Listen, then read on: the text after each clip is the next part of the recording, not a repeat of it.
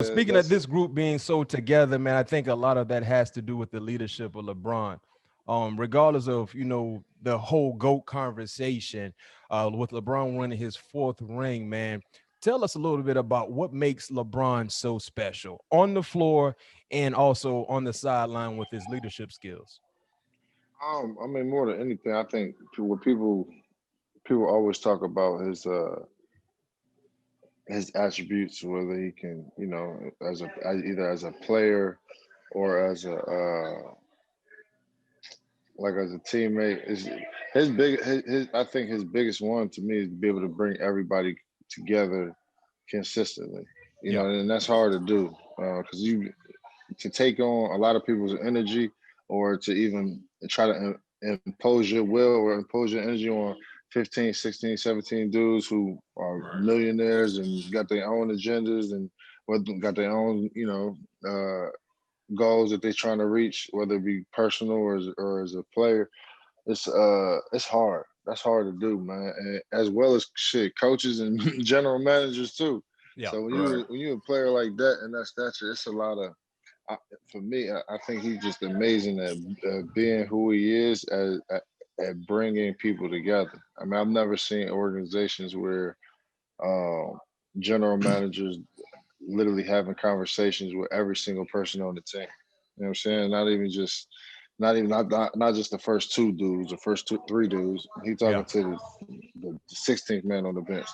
You talking to the fifth dudes coming off the bench. It's like you know what I'm saying? For his, you could tell that he has a lot to do with that because he's all about encouraging people around him and putting not only encouragement but encouraging them to put the work in to do that. You know what I'm saying? So when you see somebody like that at that level working every single day and consistently, it's contagious. He just brings so many people with him.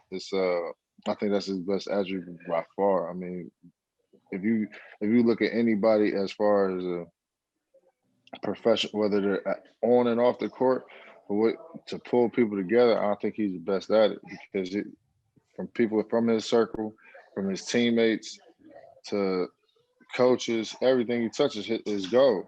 Yeah. Right. Yeah. And so with so after the game, you obviously you was on the court with him, and by him talking about Jeannie Buss wanted her respect, GM wanted his respect, and he wanted his respect with the accolades and the career that he had and his that he's having up until this point, 17 years in, and still going strong as ever. Why do you feel that he had to say that?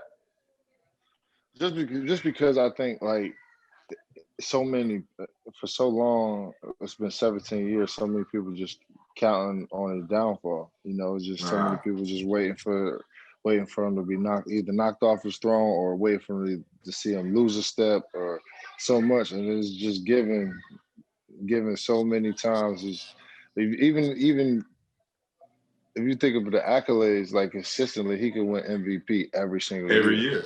Right. But when you get to when they go up there to talk about the conversations, he's always the third guy. It's always it's either Giannis or James or Russ or James or this person and Right. that person. And then, you can always throw LeBron in there. Look at his numbers. And it's like you get so people people get so bored with seeing greatness is disrespectful I to an got you. extent. You know what I'm Yeah. saying? It's just like how can you consistently say this like he's not the best? How can you say he's the best player in the world and not give this man MVP? Right. He's the best. Like I've never understood Good that. If point. Good point. he can go to any team and not only make the playoffs, make a championship run. Yeah. Right. Heck, It's I think LeBron could probably make a championship run with me and Pat. Right. I'm seriously. I mean, it's ridiculous though. Like I just don't get it. I don't understand it. Like you tell somebody the best player in the world, but and then when you get to the votes, you only get what 7 out of 100 or some votes. Yeah. Like Right. how is that possible? Right. How many more years you think you got left in the tank? Who knows though? LeBron got to be Him, drinking out the fountain of youth or something, man. you know what he can play. Honestly, I think he could play as long as he wanted to, because he has the. I've never seen nobody with the ability to consistently just stay on himself like that. Like he doesn't stop, and I don't think he ever will. Like he just is just so indebted into who he is, like his workout routine, regimen, and every like it's like clockwork. All he got to do is wake up, and just it flows into a routine. Whether it's he got a 24/7 chef, we got everything he needs at his disposal. So all he got to do is just Right. go through the motions of it. Hey, the You know what man I'm living saying? like a So it's king, like, right? He living like a Right. no, seriously, like you got to think like he spends over $2 million on his body, Right. wow. Shout. like a year, like yearly, That's a just nice on your ticket. body. That's a nice Right. It's ticket. like so you can imagine he not eating no I don't know what else to do. There's nothing to Boy, say. you say 2 M's for his body? Hey, Just on his body. it's paying off. It's Yeah, paying no It off. doubt pays about off, but Yeah, you got to invest in yourself. He always told me that though. He yeah, always said that if you don't invest in yourself, whether it be investing in a trainer, whether you know what I mean, if this guy's a shooting guru, if that's what he charges, that's what he charges. Then that's what you got to do to invest in yourself. Because if you can't if you can't hit those shots, you ain't gonna be around here long enough to worry about it anyway. yeah, yeah. Hey, we're talking about LeBron's greatness. Your former teammate, Kyrie Irving, LeBron and your former teammate had a few things to say a few weeks ago, basically commenting on his current teammate and Kevin Durant. Basically said something like, he finally has a guy that can make that clutch basket, right, towards the end of the ball game. Do you think that was a personal slight at LeBron James? And if so, why? At first, I didn't. I'm gonna be honest with you because I actually liked the post when I first seen it Yeah, because when he was saying it, I was thinking of the lines of the creativity in which he scores at. Because when I think about scores, or to me, honestly, the two best scores I've ever seen was Kyrie and KD.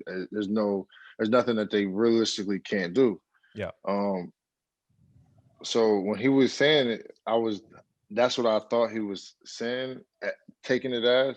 But then when people gave me a little digger deeper of the shovel, I was like, oh, okay, maybe that was a jab. You know what I'm saying? But I don't knowing Kyrie, uh, he's a very complex individual. So I don't know if I can't say it was a jab or it wasn't. But at some point, we gotta stop trying to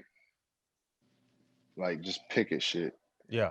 Like we it. just be picking at stuff sometimes. Like don't get me wrong, it could have been worded better. He could have either said it better, but at some point we just gotta stop picking at stuff.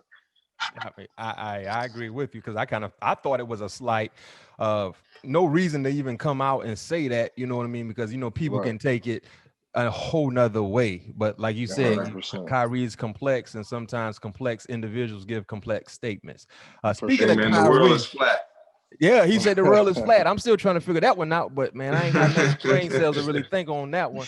Speaking of Kyrie and that Cleveland championship team, JR, Yeah. 2016 Cavaliers versus the 2020 Lakers in a 7-game series. Who wins and why?